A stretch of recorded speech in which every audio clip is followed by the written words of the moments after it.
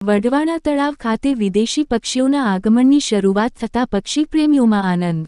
ડભોઈ તાલુકાના વઢવાણા તળાવમાં શિયાળાની ઠંડી પવન સાથે એક અદ્ભુત કુદરતી ચમત્કાર ફરી જીવંત થયો છે।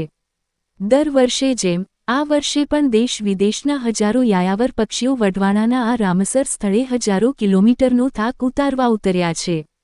પંખી પ્રેમીઓ માટે આ દિવસો જાણે સ્વર્ગ સમાન બની ગયા છે। વઢવાણા તળાવ ડભોઈના હૃદયમાં વસેલું આ જીવંત અભયારણ્ય નળ સરોવર પછી ગુજરાતનું બીજું સૌથી મહત્વનું બર્ડ સેન્ચ્યુરી કહેવાય છે। શિયાળાની ઋતુ આવતા જ ઇન્ડોનેશિયા, ચીન, લદ્દાખ, હિમાલય, મલેશિયા જેવા દૂર દેશોથી પક્ષીઓ અહીં આવીને કુદરતનો સંગીત રચે છે।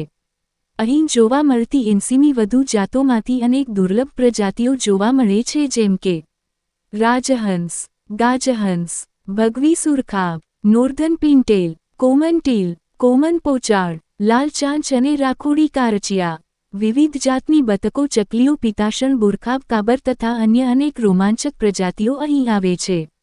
વહેલી સવારે આકાશમાંથી ઉતરતા પક્ષીઓનો કિલકારતો કલરવ અને સાંજના સુહાના રંગોમાં ઠેર ઠેર ઉડાન ભરતી ટોળીઓ, આ દ્રશ્યો કોઈ કેમેરા સંપૂર્ણ રીતે કેદ કરી જ નથી શકતા, હૃદયમાં જ ઉતરી જાય છે।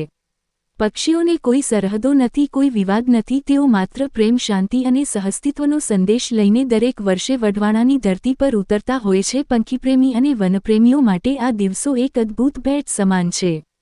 પર્યટકોનો વધતો ધસારો, ગ્રામ્ય સૌંદર્ય, સંવર્ધિત ઇકોસિસ્ટમ અને વૈશ્વિક ખ્યાતિ ધરાવતા આ તળાવમાં દરરોજ મોટી સંખ્યામાં પર્યટકો, ફોટોગ્રાફર્સ અને બર્ડ વોચર્સ પહોંચતા જોવા મળે છે।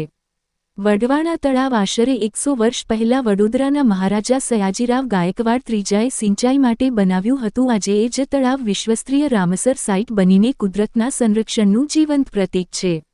વઢવાણા તળાવ માત્ર એક તળાવ નથી, આ તો હજારો પાંખોનો મહોત્સવ છે, કુદરતનું સંગીત છે અને પક્ષીપ્રેમીઓ માટે એક જીવંત પરમસુખ છે।